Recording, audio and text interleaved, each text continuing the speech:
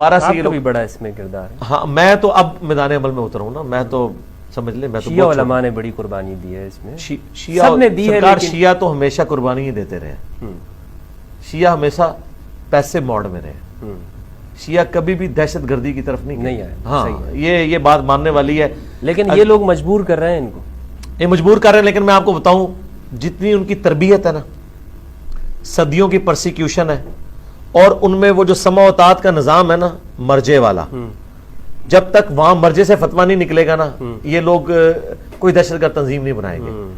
شیعہ کا مسئلہ یہ ہے کہ ان کو ڈیویٹ ہونے سے بچانا بڑا آسان ہے. ان کا ایک بڑا اسی طرح ہے جیسے عبد القادر جیلانی قبر سے نکل آئے نا تو بریلویوں کی کیا حالت ہوگی, یا امام حنیفہ قبر سے نکل آئے تو دیوبندیوں کی کیا حالت ہوگی اور بریلویوں کی, وہ کہیں گے اب تو ہمیں کسی کے فتوے کی ضرورت نہیں.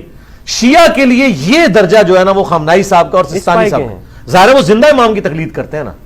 ادھر ایک فتویٰ نکلتا ہے ختم.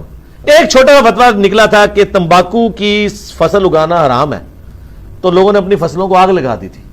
جو آپ اربوں ڈالر خرچ کر کے ختم کرتے ہیں نا منشیات, وہاں ایک فتوے سے ختم ہو جاتی ہے. وہ تو کہتے ہیں کہ یہ سمجھ لیں ڈائریکٹ ڈیوائن فتویٰ آ گیا.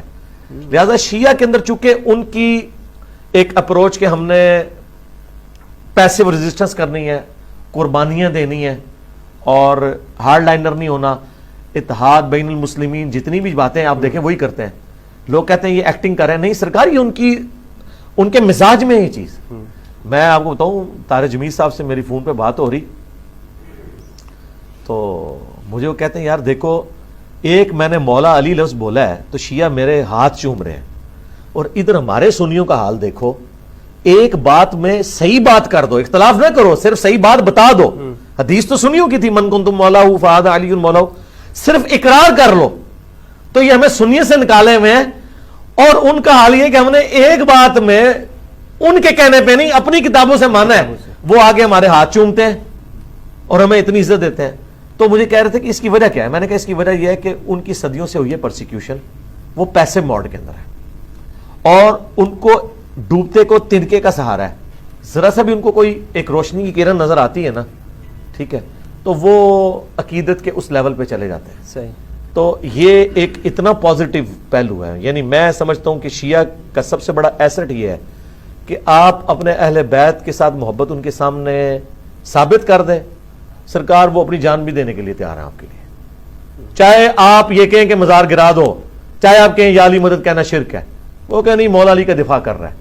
دیکھ لیں آج بھی محرم کے دنوں میں سب سے زیادہ ویڈیوز میری شیئر ہو رہی ہوتی ہیں, حالانکہ میرا توحید کے بارے میں کتنا سخت سٹانس ہے, اور اسی طریقے سے اور عقیدہ امامت کے بارے میں بہت ہارڈ لائنر ہوں, لیکن انہوں نے ایک خوبی پکڑی کہ نہیں اہل بیت کا دفاع کر رہا ہے, باقی چیزوں پہ کمپرومائز ہوگا. کیونکہ یہاں پر سختی بھی اتنی ہے علی بھائی, جس طرح آپ بیٹھے ہوئے ہیں اور جو لوگوں کو بات کر رہے ہیں, ہم تو چلیں پبلک میں آنا جانا رہتا ہے, خدا جانے کب شہید ہو جائیں یا کیا, لیکن یہ آسان کام نہیں ہے. یعنی یہ لوگ شاید یہ سمجھتے ہیں کہ ہم کسی کی خوشامد کی نہیں, بہت مشکل کام, یا ہمیں کسی نے کوئی ایران سے پیسے دیے ہوئے ہیں, علی بھائی کو کوئی پیسہ آیا ہوا ہے ایران سے, یا مجھے آیا ہوا ہے, یا شہنشاہ نقوی صاحب نے مجھے نوکری پہ رکھا ہوا ہے, ٹھیک ہے, شاید لوگوں کے دماغ میں یہ ہو. مگر اس کے لیے بھی انسان اپنے بچوں کو خطرے میں نہیں ڈالتا, اپنے آپ کو نہیں ڈالتا, ٹھیک ہے. تو یہ جو کام آپ کر رہے ہیں نا, یہ کوئی ایسی مطلب یہ لوگ جانتے ہیں, یہ تو جھوٹ بولتے ہیں جو مولوی ہیں یا طارق مسعود صاحب جیسے لوگ جو جی یہ فتنہ آپ کے تو استاد ہیں طارق مسعود صاحب. نہیں استاد جامعۃ الرشید میں ہی آپ پڑھے؟ میں نے پڑھا ہے, لیکن وہ بزم والے استاد ہیں, اچھا, یعنی بزم والے